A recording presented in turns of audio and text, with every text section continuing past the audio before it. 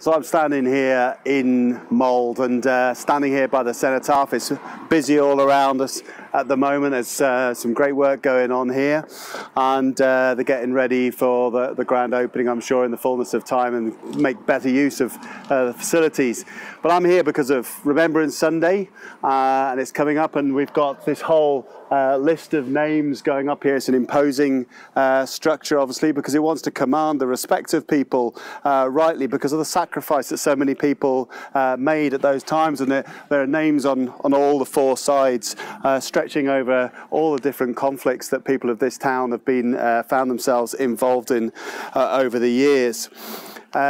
The First World War that is particularly marked, 1914-18, is a century, or more than a century ago now, and to many people it seems to have faded into the past of the centenary, but its long shadow still casts itself over our consciousness and our memories, the extraordinary times that people lived in through that, and the service that ordinary people had to render through that very, very devastating time. But I think today many people focus on conflicts that are happening around the world today, and our own service personnel as they're deployed to different parts of the world, sometimes in conflict situations, sometimes as part of humanitarian work as well with the United Nations and so on.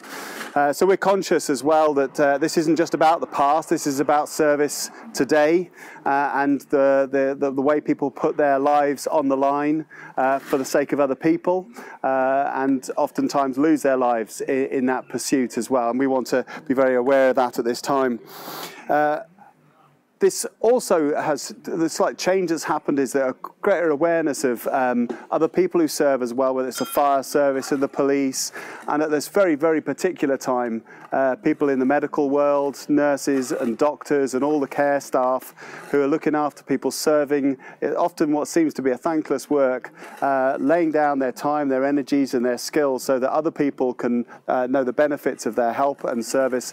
And I suppose that the point is that at this pandemic, during the pandemic, there's a greater pressure on all of us to serve, to do our duty, to do our part, and try and pull together for the first time in the national interest, and try and achieve something together for the common good. And so I suppose it asks the question for us, what is the basis of serving? Why do we serve? And 100 years ago or more, this country was far more affected by the Christian gospel. Many of the people who died in the First World War would have grown up in chapels and churches from around these parts and be very familiar with these things. That isn't true today.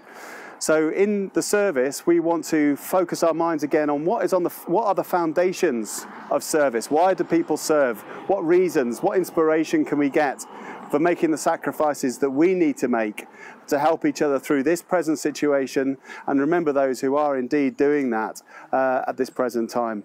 So I hope you'll join us. The service goes out at 10:30 on Sunday morning on YouTube, on the Ebenezer Baptist Church Mold website, and also on YouTube as well. So we hope you'll be able to join us in this act of remembrance this coming Sunday.